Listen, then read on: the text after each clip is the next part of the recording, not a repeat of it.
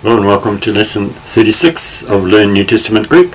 We're in the middle of a series of lessons looking at the very interesting conversation between Jesus and the Samaritan woman.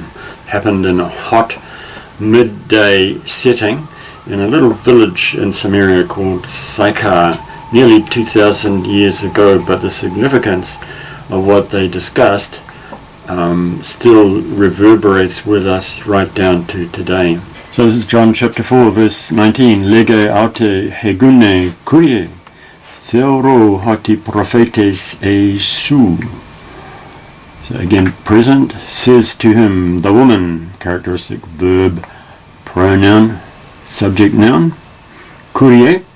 Again, as we mentioned in the last lesson, the a ending here is grammatically called a vocative, and it's used to address people. And so the base word here is kurios, which, as I said, could mean just sir, or it could mean Lord. It's even used as a name for God in the Greek translation of the Hebrew scriptures. But the woman, initially when she used it, she meant no more than just a polite sir, but her opinion of this man in front of her is rapidly changing. So perhaps we can see that this word is beginning to take on a slightly different meaning. But at this stage she's just a little bit flustered because Jesus has put his finger on a sore point in her life, which perhaps explains why she had to come to the well alone to draw water, not in the company of the other women, because she was regarded as a little bit morally deficient, you could say, having had 5 husbands, which Jesus pointed out to her. And here's her somewhat flustered answer. I see that a prophet are you. So theoro, from this same word we get our word theory, something that you see, originally the meaning of it. Hoi pateres hemon en te hore tuto prosekunesan. The Father's hour in the mountain this prosekunesan. So pros meaning to, the air indicates past, and kuneo is meaning bow down. So proskuneo means I bow down in worship. And here we've added this air, characteristic air, in there to make it a past tense, and esan meaning they did it. They did it. In this mountain, so this mountain is Mount Gerizim.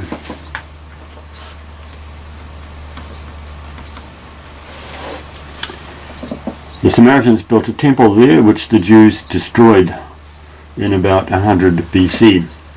So again, as we mentioned, the relations between the Jews and the Samaritans were not too cordial. Kai humes legete hote in hierosolume ois estin hotopos hopu proskunen dei.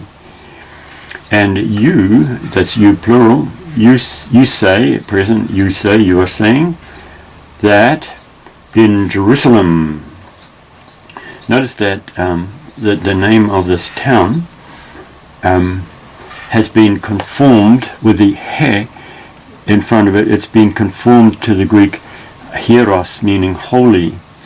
The original Hebrew word didn't have that meaning component, but when it was converted into Greek, they added this ha in front of it, indicating that they saw significance in it being a holy city. The rest of it doesn't really mean anything in Greek. But notice how it has a plural ending. This is a dative plural. First of all, the dative goes with the in, but the plural ending, it's a bit like the word Athens, which in Greek is plural, and it's come over plural into English, Athens. But it doesn't really have any meaning, but it's just the grammatical form. Estin ho topos hupo proskunen dei is the place. Topos, again we use this word in English. Words like topology and a few others. Hopu, so pu is the base word where, and the ho just goes in front of it, perhaps giving it a little bit more emphasis. Proskunen, so here's the same word, and it has an infinitive ending. And then here's this word day, which is a bit of a theme word in John's Gospel, just meaning it is necessary or must. So, and we meet this word several times in this chapter and in other chapters of John's Gospel as well, particularly in chapter 3, where Jesus says to Nicodemus, you must be born again, day, it is necessary. Lege aute ho Jesus, pistue moi gunai. So pistue, so this air ending indicates that it's an imperative, it's a present imperative. So believe or be believing. Moi, so you believe to me, that's the way you say it in Greek, you believe to someone. In English we just say believe me. Gunai. Now here's another form of this vocative ending. Here we have the air as a vocative ending, and here we have the ai as a vocative ending. This is for feminine. That was for masculine, and this is for feminine. Feminine. We remember that in chapter 2, Jesus addressed his mother as Gunai. So, well, this use of it shows here that it's not disrespectful. I mean, in English, you don't address a woman as woman. It's not very respectful. But in Greek and in Hebrew, you could address a woman as woman. However, you don't normally address your mother like that, and we discussed this matter in John chapter 2. But here, we just learn from this that it's quite a respectful term to use to any other woman. So in translating, believe me, woman, we wouldn't really translate it like that in English because it's not very polite in English to address a woman as woman. You might say, believe me, lady, as some dialects of English use. But in my particular dialect of English, there isn't actually any term. I would just omit it. I would just say, believe me,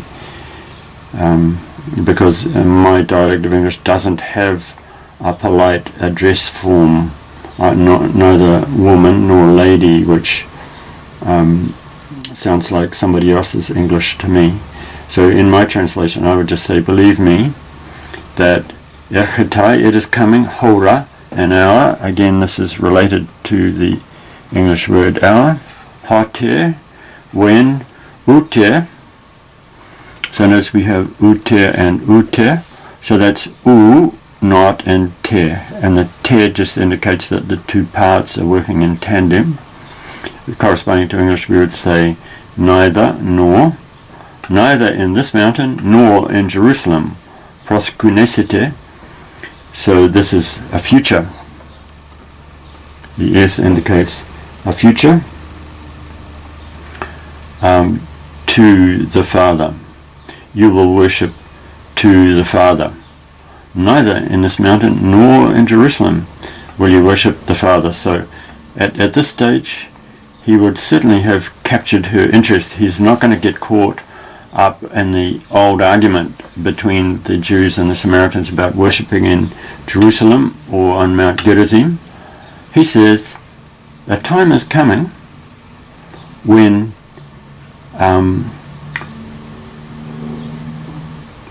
in neither place will we worship the Father. So certainly by this stage he's captured her interest, and in the next lesson we'll see what he goes on to say.